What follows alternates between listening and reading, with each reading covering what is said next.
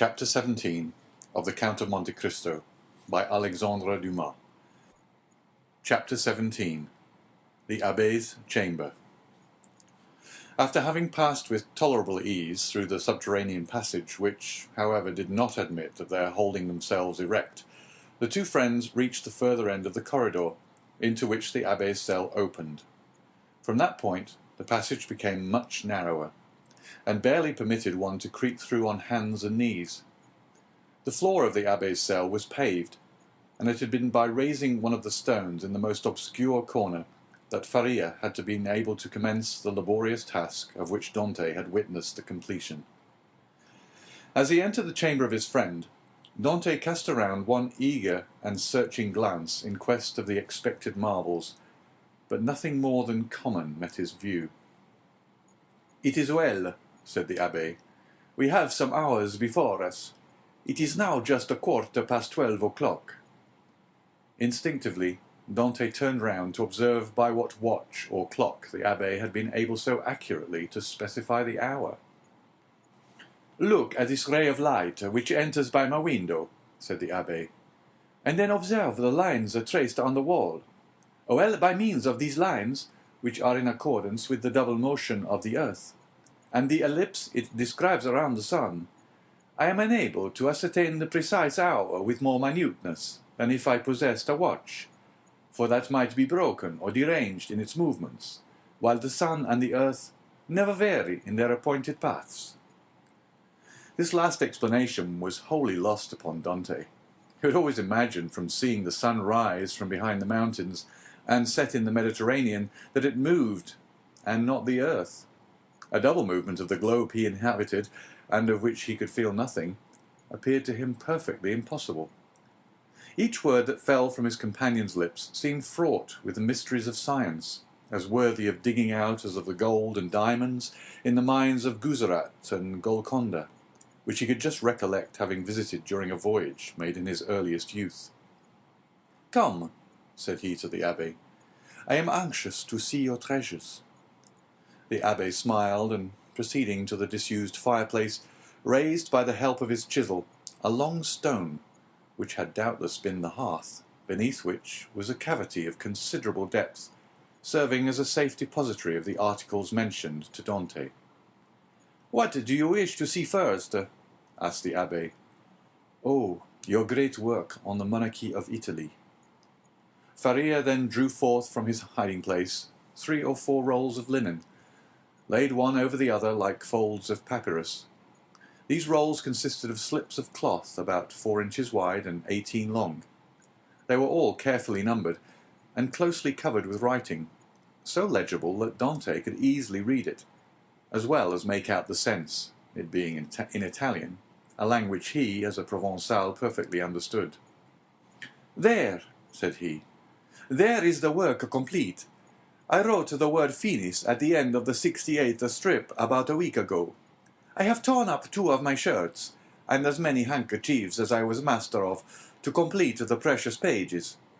Should I ever get out of prison and find in all Italy a printer courageous enough to publish what I have composed, my literary reputation is forever secured."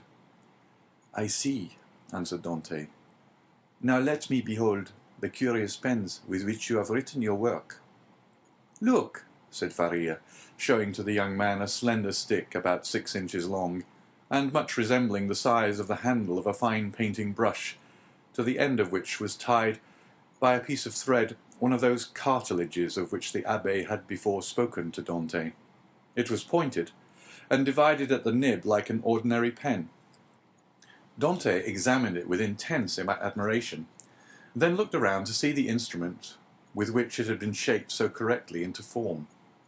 "Ah, yes," said Faria. "The penknife, that's my masterpiece. I made it as well, this larger knife, out of an old iron candlestick." The penknife was sharp and keen as a razor.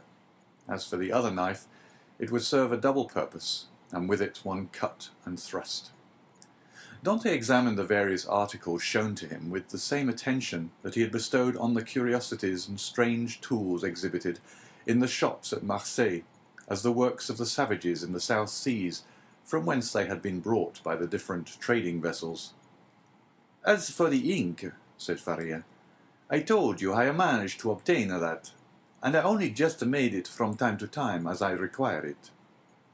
"One thing still puzzles me," observed Dante, "and that is how you managed to do all this by daylight." "I worked at night also," replied Faria. "Night? Why, for heaven's sake, are your eyes like cats, that you can see to work in the dark?" "Indeed they are not, but God has supplied man with the intelligence that enables him to overcome the limitations of natural conditions. I furnish myself with a light." "You did? Pray, tell me how." "I separated the fat from the meat served to me, melted it, and so made oil. Here is my lamp." So saying, the abbé exhibited a sort of torch, very similar to those used in public illuminations. "But a light?" "Here are 2 flints and a piece of burnt linen." "And matches?" "I pretended that I had a disorder of the skin, and asked for a little sulphur, which was readily supplied." Dante laid the different things he had been looking at on the table, and stood with his head drooping on his breast, as though overwhelmed by the perseverance and strength of Faria's mind. "You have not seen all yet," continued Faria, "for I do not think it wise to trust all my treasures in the same hiding place. Let us shut this one up." They put the stone back in its place.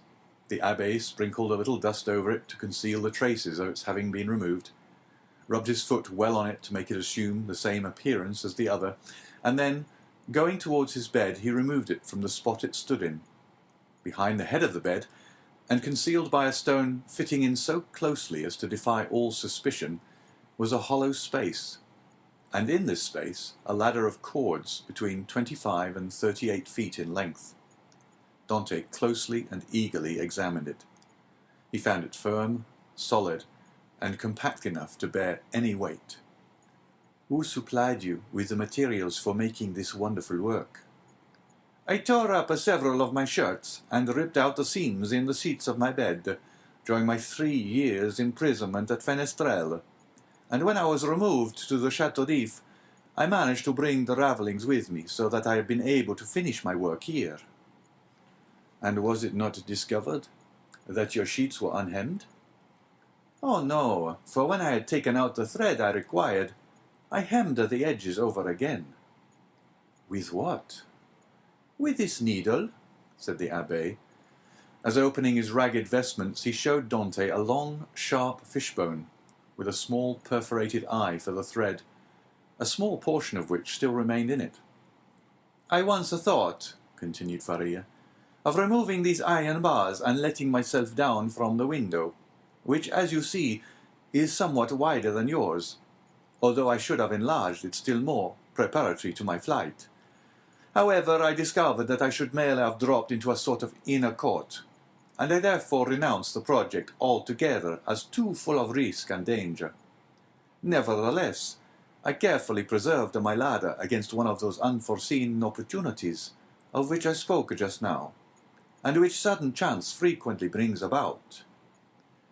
While affecting to be deeply engaged in examining the ladder, the mind of Dante was, in fact, busily occupied by the idea that a person so intelligent, ingenious, and clear-sighted as the abbé might probably be able to solve the dark mystery of his own misfortunes, where he himself could see nothing.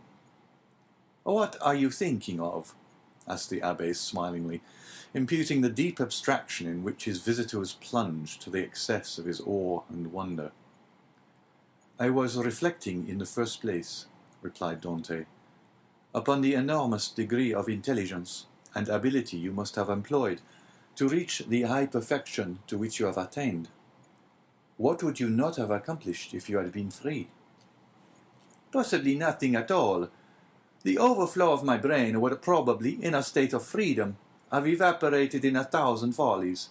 Misfortune is needed to bring to light the treasures of the human intellect. Compression is needed to explode gunpowder. Captivity has brought my mental faculties to a focus, and you are well aware that from the collision of clouds electricity is produced, from electricity lightning, from lightning illumination." "No," replied Dante, "I know nothing. Some of your words are to me quite empty of meaning. You must be blessed indeed to possess the knowledge you have." The abbé smiled. "Well," said he, "but you had another subject for your thoughts. Did you not say so just now?" "I did." "You have told me as yet but one of them. Let me hear the other." "It was this, that while you had related to me all the particulars of your past life, you were perfectly unacquainted with mine." "Your life, my young friend, has not been of sufficient length to admit of your having passed through any very important events." "It has been long enough to inflict on me a great and undeserved misfortune. I would fain fix the source of it on man, that I may no longer vent reproaches upon heaven." "Then you profess ignorance of the crime with which you are charged?" "I do indeed, and this I swear by the two beings most dear to me upon earth, my father and Mercedes." "Come," said the abbé, closing his hiding-place and pushing the bed back to its original situation, "let me hear your story."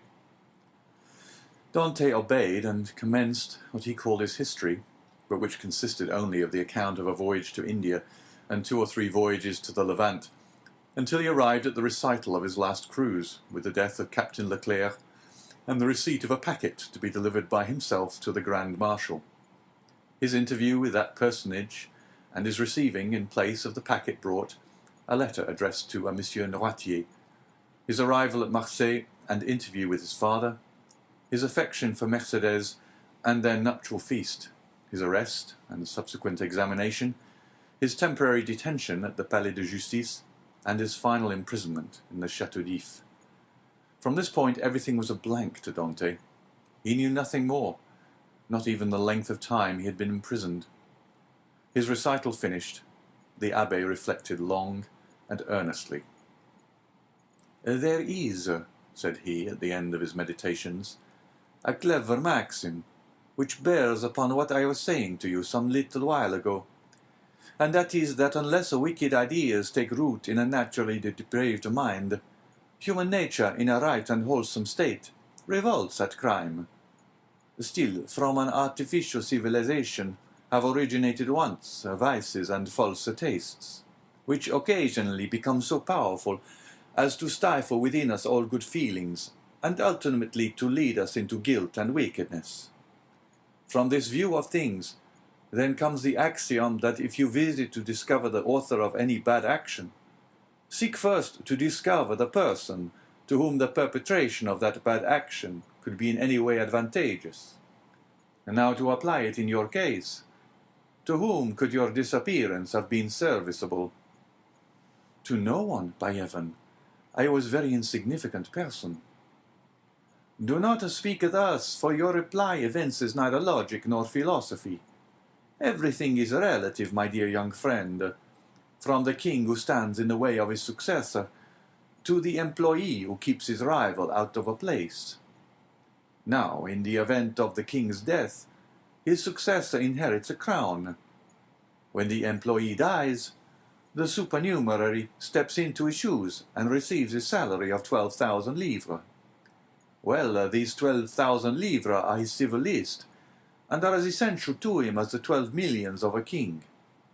Every one, from the highest to the lowest degree, has his place on the social ladder, and is beset by stormy passions and conflicting interests, as in Descartes' theory of pressure and impulsion. But these forces increase as we go higher, so that we have a spiral which, in defiance of reason, rests upon the apex and not on the base. Now let us return to your particular world. You say you were on the point of being made a captain of the Pharaon." "Yes." "And about to become the husband of a young and lovely girl." "Yes." Now, could anyone have had any interest in preventing the accomplishment of these two things?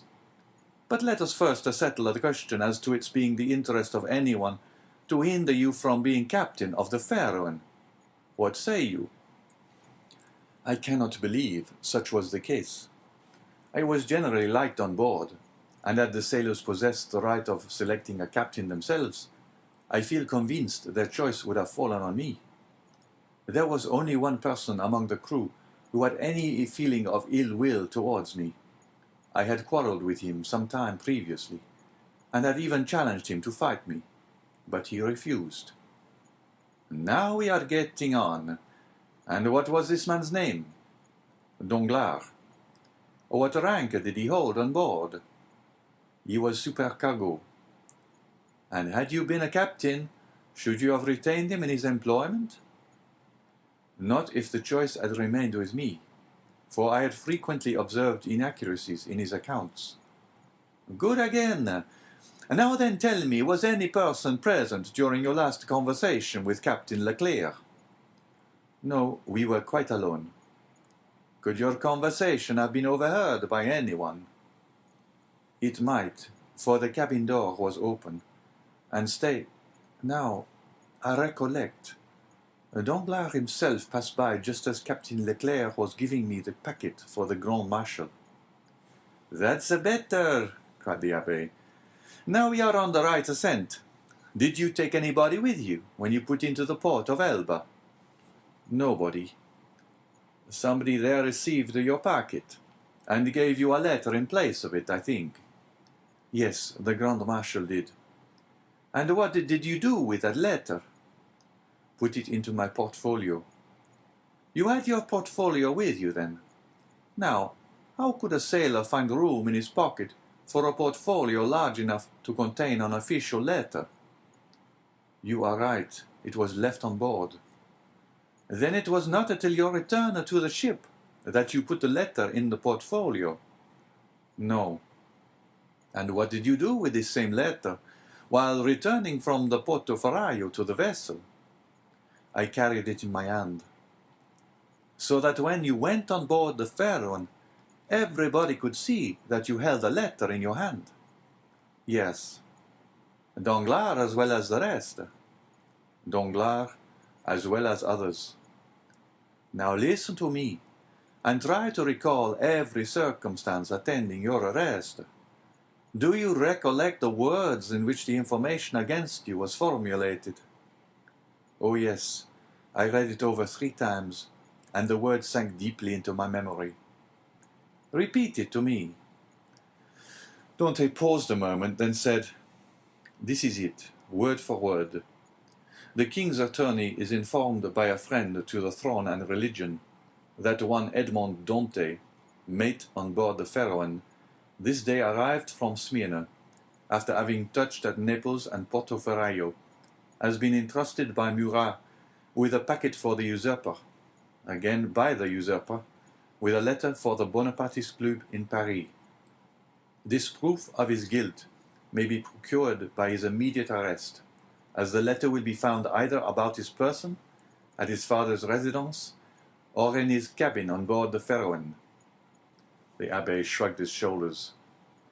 The thing is clear as day, said he, and you must have had a very confiding nature, as well as a good heart, not to have suspected the origin of the whole affair. Do you really think so? That would indeed be infamous. How did Danglars usually write? In a handsome running hand. And how was the anonymous letter written?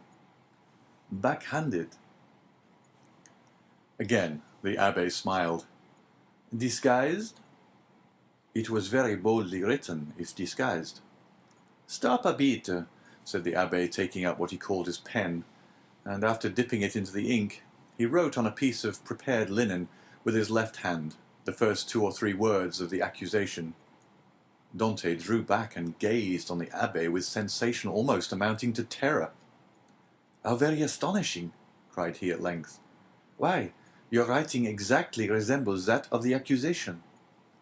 Simply because that accusation had been written with the left hand, and I have noticed that— What?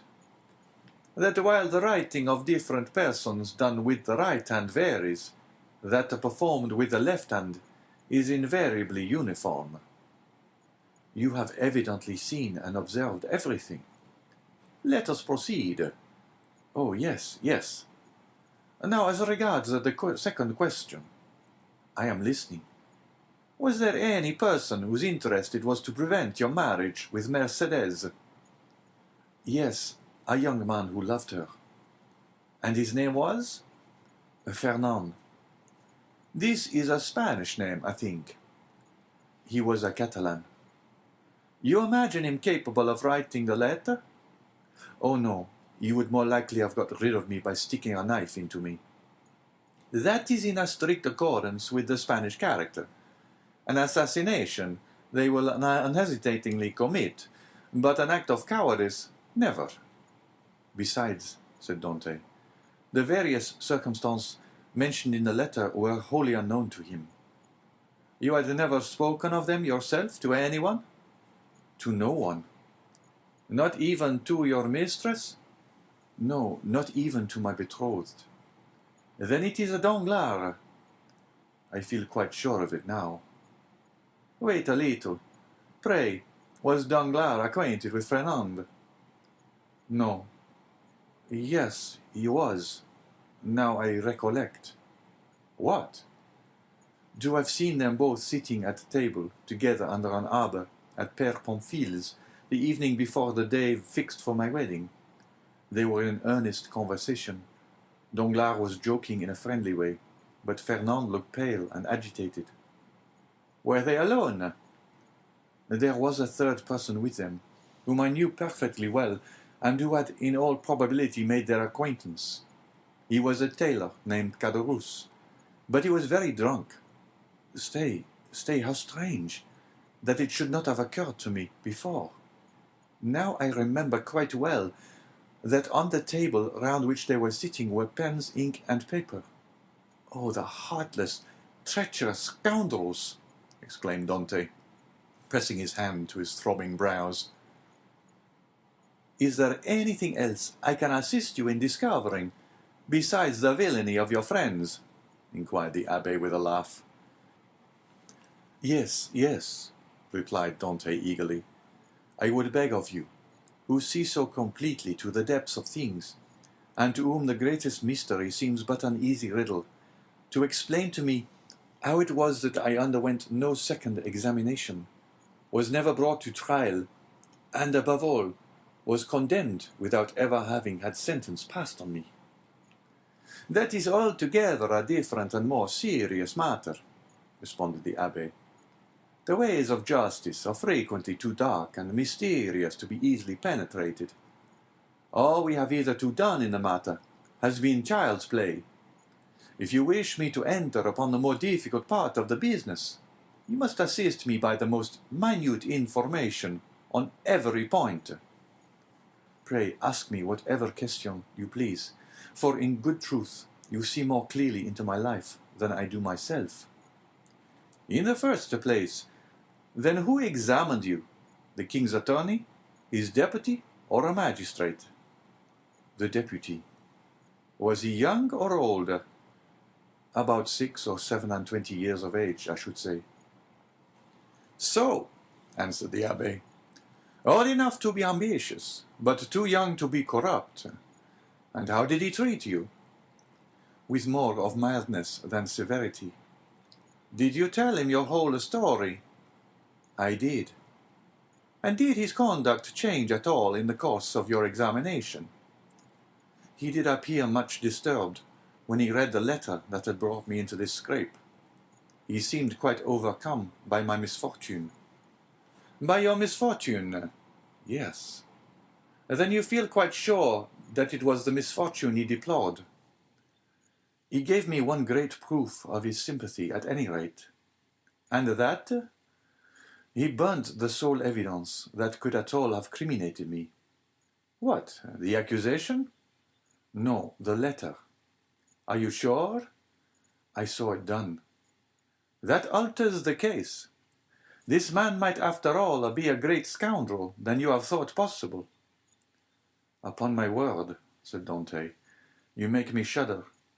Is the world filled with tigers and crocodiles?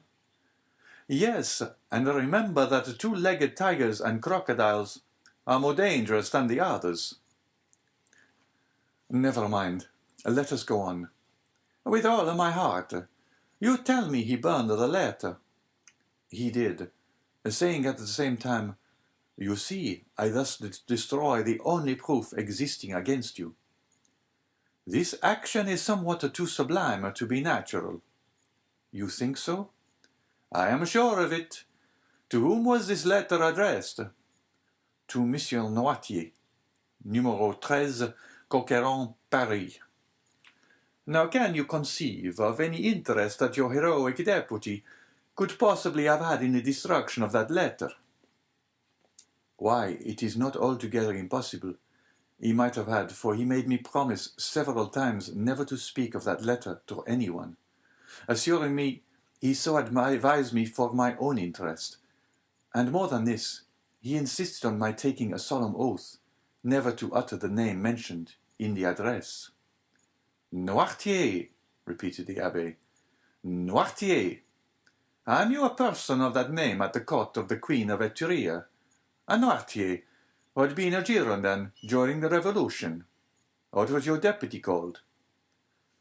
De Villefort. The Abbé burst into a fit of laughter, while Dante gazed on him in utter astonishment. What ails you? Said he at length. Do you see that ray of sunlight? I do. Well, the whole thing is more clear to me than that sunbeam is to you. Poor fellow, poor young man. And you tell me this magistrate expressed great sympathy and commiseration for you. He did. And the worthy man destroyed your compromising letter. Yes. And then made you swear never to utter the name of Noirtier. Yes. Why, you poor short-sighted simpleton, can you not guess who this Noirtier was, whose very name he was so careful to keep concealed? Noirtier was his father. Had a thunderbolt fallen at the feet of Dante, or hell opened its yawning gulf before him, he could not have been more completely transfixed with horror than he was at the sound of these unexpected words. Starting up, he clasped his hands around his head as though to prevent his very brain from bursting, and exclaimed, "His father? His father?" "Yes, his father," replied the Abbé. "His right name was Noirtier de Villefort." At this instant a bright light shot through the mind of Dante, and cleared up all that had been dark and obscure before. The change that had come over Villefort during the examination, the destruction of the letter, the exacted promise, the almost supplicating tones of the magistrate, who seemed rather to implore mercy than to pronounce punishment, all returned with a stunning force to his memory. He cried out and staggered against the wall like a drunken man. Then he hurried to the opening that led from the Abbé's cell to his own, and said, "I must be alone, to think over all this." When he regained his dungeon, he threw himself on his bed, where the turnkey found him in the evening visit, sitting with fixed gaze and contracted features, dumb and motionless as a statue. During these hours of profound meditation, which to him had seemed only minutes, he had formed a fearful resolution, and bound himself to its fulfilment by a solemn oath. Dante was at length roused from his reverie by the voice of Faria, who, having also been visited by his jailer, had come to invite his fellow-sufferer to share his supper. The reputation of being out of his mind, though harmlessly and even amusingly so, had procured for the Abbé unusual privileges. He was supplied with bread of a finer, whiter quality than the usual prison fare, and even regaled each Sunday with a small quantity of wine. Now this was a Sunday, and the Abbé had come to ask his young companion to share the luxuries with him. Dante followed. His features were no longer contracted, and now wore their usual expression. But there was that in his whole appearance that bespoke one who had come to a fixed and desperate resolve. Faria bent on him his penetrating eye. "I regret now," said he, "having helped you in your late inquiries, or having given you the information I did." "Why so?" inquired Dante. "Because it has instilled a new passion in your heart, that of vengeance." Dante smiled. "Let us talk of something else," said he. Again the abbé looked at him, then mournfully shook his head, but in accordance with Dante's request, he began to speak of other matters. The elder prisoner was one of those persons whose conversation, like that of all who had experienced many trials, contained many useful and important hints, as well as sound information. But it was never egotistical, for that unfortunate man never alluded to his own sorrows. Dante listened with admiring attention to all he said. Some of his remarks corresponded with what he already knew, or applied to the sort of knowledge his nautical life had enabled him to acquire. A part of the good abbé's words, however, were wholly incomprehensible to him, but like the aurora which guides the navigator in northern latitudes, opened new vistas to the inquiring mind of the listener, and gave fantastic glimpses of new horizons, enabling him justly to estimate the delight an intellectual mind would have in following one so richly gifted as Faria along the heights of truth, where he was so much at home. "You must teach me a small part of what you know," said Dante, "if only to prevent your growing weary of me. I can well believe that so learned a person as yourself would prefer absolute solitude to being tormented with the company of one as ignorant and uninformed as myself. If you will only agree to my request, I promise you never to mention another word about escaping." The abbé smiled. "Alas, my boy," said he, "human knowledge is confined within very narrow limits, and when I have taught you mathematics, physics, history, and the 3 or 4 modern languages with which I am acquainted, you will know as much as I do myself. Now it will scarcely require 2 years for me to communicate to you the stock of learning I possess." "2 years?" exclaimed Dante. "Do you really believe I can acquire all these things in so short a time?" "Not their application, certainly, but their principles you may. To learn is not to know. There are the learners and the learned. Memory makes the one, philosophy the other." "But cannot one learn philosophy?" "Philosophy cannot be taught. It is the application of the sciences to truth. It is like the golden cloud in which the Messiah went up into heaven." "Well then," said Dante, "what shall you teach me first? I am in a hurry to begin. I want to learn." "Everything," said the abbé. And that very evening the prisoners sketched a plan of education to be entered upon the following day.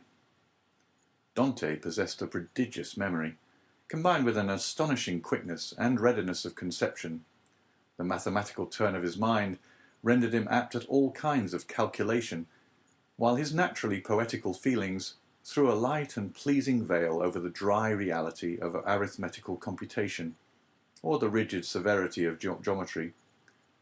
He already knew Italian, and had also picked up a little of the Romaic dialect during voyages to the East, and by the aid of these 2 languages he easily comprehended the construction of all the others, so that at the end of 6 months he began to speak Spanish, English, and German. In strict accordance with the promise made to the abbé, Dante spoke no more of escape. Perhaps the delight his studies afforded him left no room for such thoughts. Perhaps the recollection that he had pledged his word, on which his sense of honour was keen, kept him from referring in any way to the possibilities of flight. Days, even months, passed by unheeded in one rapid and instructive course. At the end of a year, Dante was a new man. Dante observed, however, that Faria, in spite of the relief his society afforded, daily grew sadder. One thought seemed incessantly to harass and distract his mind. Sometimes he would fall into long reverie, sigh heavily and involuntarily, then suddenly rise, and with folded arms begin pacing the confined space of his dungeon. One day he stopped all at once and exclaimed, "Ah, if there were no sentinel!" "There shall not be one a minute longer than you please," said Dante, who had followed the working of his thoughts as accurately as though his brain were enclosed in crystal so clear as to display its minutest operations. "I have already told you," answered the abbé, "that I loathe the idea of shedding blood. And yet the murder, if you choose to call it so, would be simply a measure of self-preservation. No matter, I could never agree to it. Still, you have thought of it." "Incessantly, alas!" cried the abbé. "And you have discovered a means of regaining our freedom, have you not?" asked Dante eagerly. "I have, if it were only possible to place a deaf and blind sentinel in the gallery beyond us." "He shall be both blind and deaf," replied the young man, with an air of determination that made his companion shudder. "No, no!" cried the abbé. "Impossible!" Dante endeavoured to renew the subject. The abbé shook his head in token of disapproval, and refused to make any further response. 3 months passed away. "Are you strong?" the abbé asked one day of Dante. The young man in reply took up the chisel, bent it into the form of a horseshoe, and then as readily straightened it. "And you will engage not to do any harm to the sentry, except as a last resort?" "I promise, on my honor." "Then," said the abbé, "we may hope to put our design into execution." "And how long shall we be in accomplishing the necessary work?" "At least a year." "And shall we begin at once?" "At once." "We have lost a year to no purpose," cried Dante. "Do you consider the last 12 months to have been wasted?" asked the abbé. "Forgive me," cried Edmond, blushing deeply. "Tut, tut," answered the abbé. "Man is but man after all, and you are about the best specimen of the genus I have ever known. Come, let me show you my plan." The abbé then showed Dante the sketch he had made for their escape. It consisted of a plan of his own cell and that of Dante with the passage which united them. In this passage he proposed to drive a level as they do in mines. This level would bring the 2 prisoners immediately beneath the gallery where the sentry kept watch. Once there, a large excavation would be made, and one of the flagstones with which the gallery was paved be so completely loosened that at the desired moment it would give way beneath the feet of the soldier, who, stunned by his fall, would be immediately bound and gagged by Dante, before he had power to offer any resistance. The prisoners were then to make their way through one of the gallery windows, and to let themselves down from the outer walls by means of the abbé's ladder of cords. Dante's eyes sparkled with joy, and he rubbed his hands with delight at the idea of a plan so simple, yet apparently so certain to succeed.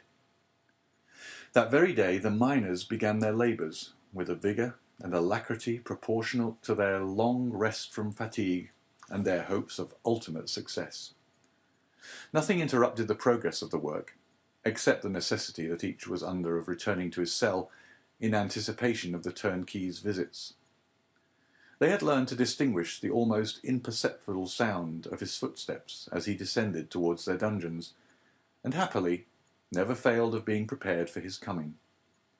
The fresh earth excavated during their present work, and which would have entirely blocked up the old passage, was thrown by degrees and with the utmost precaution out of the window in either Faria's or Dante's cell, the rubbish being first pulverized so finely that the night wind carried it far away without permitting the smallest trace to remain. More than a year had been consumed in this undertaking, the only tools for which had been a chisel, a knife, and a wooden lever. Faria still continued to instruct Dante by conversing with him, sometimes in one language, sometimes in another, at others relating to him the history of nations and great men who from time to time have risen to fame and trodden the path of glory. The abbé was a man of the world, and had, moreover, mixed in the first society of the day. He wore an air of melancholy dignity which Dante, thanks to the imitative powers bestowed on him by nature, easily acquired, as well as that outward polish and politeness he had before been wanting in, and which is seldom possessed except by those who have been placed in constant intercourse with persons of high birth and breeding. At the end of 15 months, the level was finished, and the excavation completed beneath the gallery, and the two workmen could distinctly hear the measured tread of the sentinel as he paced to and fro over their heads. Compelled as they were to await a night sufficiently dark to favour their flight, they were obliged to defer their final attempt till that auspicious moment should arrive. Their greatest dread now was lest the stone through which the century was doomed to fall should give way before its right time. And this they had in some measure provided against by propping it up with a small beam which they had discovered in the walls through which they had worked their way.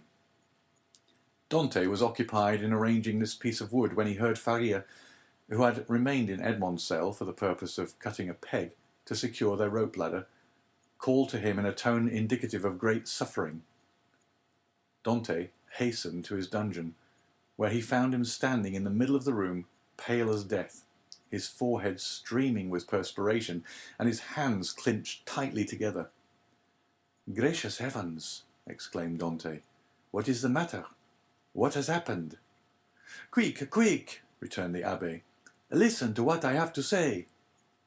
Dante looked in fear and wonder at the livid countenance of Faria, whose eyes, already dull and sunken, were surrounded by purple circles, while his lips were white as those of a corpse, and his very hair seemed to stand on end. "Tell me, I beseech you, what ails you?" cried Dante, letting his chisel fall to the floor. "Alas," faltered the abbé, "all is over with me. I am seized with a terrible, perhaps mortal illness. I can feel that the paroxysm is fast approaching. I had a similar attack the year previous to my imprisonment. This malady admits but of one remedy. I will tell you what it is. Go into my cell as quickly as you can. Draw out one of the feet that support the bed. You will find it has been hollowed out for the purpose of containing a small phial. You will see they are filled with a red-looking fluid. Bring it to me. Or rather, no, I may be found here. Therefore, help me back to my room while I have the strength to drag myself along. Who knows what may happen, or how long the attack may last?" In spite of the magnitude of the misfortune which thus suddenly frustrated his hopes, Dante did not lose his presence of mind, but descended into the passage, dragging his unfortunate companion with him. Then, half carrying, half supporting him, he managed to reach the abbé's chamber, when he immediately laid the sufferer on his bed. "Thanks," said the poor abbé, shivering as though his veins were filled with ice. "I am about to be seized with a fit of catalepsy. When it comes to its height, I shall probably lie still and motionless as though dead, uttering neither sigh nor groan. On the other hand, the symptoms may be much more violent, and cause me to fall into fearful convulsions, foam at the mouth, and cry out loudly. Take care my cries are not heard, for if they are, it is more than probable I shall be removed to another part of the prison, and we be separated forever. When I become quite motionless, cold, and rigid as a corpse, then, and not before, be careful about this, force open my teeth with the knife, pour from 8 to 10 drops of the liquor contained in the phial down my throat, and I may perhaps revive." "Perhaps!" exclaimed Dante in grief-stricken tones. "Help! Help!" cried the abbé. I die!" So sudden and violent was the fit that the unfortunate prisoner was unable to complete the sentence. A violent convulsion shook his whole frame. His eyes started from their sockets. His mouth was drawn on one side. His cheeks became purple. He struggled, foamed, dashed himself about, and uttered the most dreadful cries, which, however, Dante prevented from being heard by covering his head with the blanket. The fit lasted 2 hours. Then, more helpless than an infant, and colder and paler than marble, more crushed and broken than a reed trampled underfoot, he fell back, doubled up in one last convulsion, and became as rigid as a corpse. Edmond waited till life seemed extinct in the body of his friend. Then, taking up the knife, he with difficulty forced open the closely fixed jaws, carefully administered the appointed number of drops, and anxiously awaited the result. An hour passed away, and the old man gave no sign of returning animation. Dante began to fear he had delayed too long ere he had administered the remedy, and thrusting his hands into his hair, continued gazing on the lifeless features of his friend. At length, a slight colour, or tinged the livid cheeks, consciousness returned to the dull, open eyeballs, a faint sigh issued from the lips, and the sufferer made a feeble effort to move. "He is saved! He is saved!" cried Dante in a paroxysm of delight. The sick man was not yet able to speak, but he pointed with evident anxiety towards the door. Dante listened, and plainly distinguished the approaching steps of the jailer. It was therefore near 7 o'clock, but Edmond's anxiety had put all thoughts of time out of his head. The young man sprang to the entrance, darted through it, carefully drawing the stone over the opening, and hurried to his cell. He had scarcely done so before the door opened, and the jailer saw the prisoner seated as usual on the side of his bed. Almost before the key had turned in the lock, and before the departing steps of the jailer had died away in the long corridor, he had to traverse Dante, whose restless anxiety concerning his friend left him no desire to touch the food brought to him, hurried back to the abbé's chamber, and raising the stone by pressing his head against it, was soon beside the sick man's couch. Faria had now fully regained his consciousness, but he still lay helpless and exhausted. "I did not expect to see you again," said he feebly to Dante. "And why not?" asked the young man. "Did you fancy yourself dying?" "No, I had no such idea. But, knowing that all was ready for flight, I thought you might have made your escape." A deep glow of indignation suffused the cheeks of Dante. "Without you? Did you really think me capable of that?" "At least," said the abbé, "I now see how wrong such an opinion would have been. Alas, alas, I am fearfully exhausted and debilitated by this attack." "Be of good cheer," replied Dante. "Your strength will return." And as he spoke, he seated himself near the bed beside Faria, and took his hands. The abbé shook his head. "The last attack I had," said he, "lasted but half an hour, and after it I was hungry, and got up without help. Now I can move neither my right arm nor leg, and my head seems uncomfortable, which shows that there has been a suffusion of blood on the brain. The third attack will either carry me off, or leave me paralyzed for life." "No, no," cried Dante, "you are mistaken. You will not die, and your third attack, if indeed you should have another, will find you at liberty. We shall save you another time, as we have done this, only with a better chance of success, because we shall be able to command every requisite assistance." "My good Edmond," answered the abbé, "be not deceived. The attack which has just passed away condemns me forever to the walls of a prison. None can fly from a dungeon who cannot walk." "Well, we will wait a week, a month, 2 months, if need be, and meanwhile your strength will return. Everything is in readiness for our flight, and we can select any time we choose. As soon as you feel able to swim, we will go." "I shall never swim again," replied Faria. "This arm is paralyzed, not for a time, but forever. Lift it, and judge if I am mistaken." The young man raised the arm, which fell back by its own weight, perfectly inanimate and helpless. A sigh escaped him. "You are convinced now, Edmond, are you not?" asked the abbé. "Depend upon it. I know what I say. Since the first attack I experienced of this malady, I have continually reflected on it. Indeed, I expected it, for it is a family inheritance. Both my father and grandfather died of it in a third attack. The physician, who prepared me for the remedy I've twice successfully taken, was no other than the celebrated Cabanilles, and he predicted a similar end for me." "The physician may be mistaken," exclaimed Dante. "And as for your poor arm, what difference will that make? I can take you on my shoulders and swim for both of us." "My son," said the abbé, "you, who are a sailor and a swimmer, must know as well as I do that a man so loaded would sink before he had done 50 strokes. Cease then to allow yourself to be duped by vain hopes that even your own excellent heart refuses to believe in. Here I shall remain till the hour of my deliverance arrives, and that in all human probability will be the hour of my death. As for you, who are young and active, delay not on my account, but fly, go. I give you back your promise." "It is well," said Dante. "Then I shall also remain."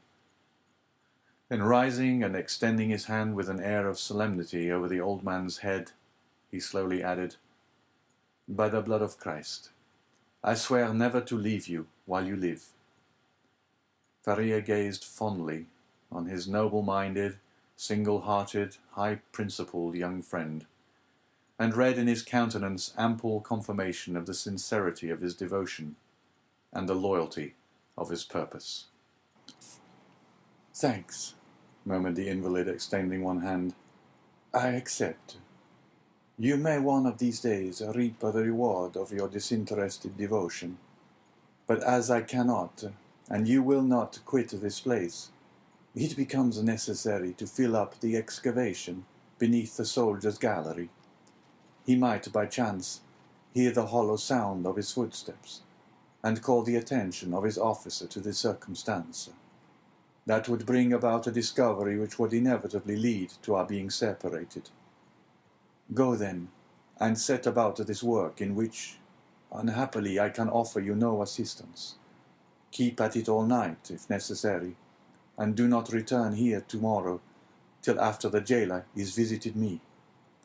I shall have something of the greatest importance to communicate to you."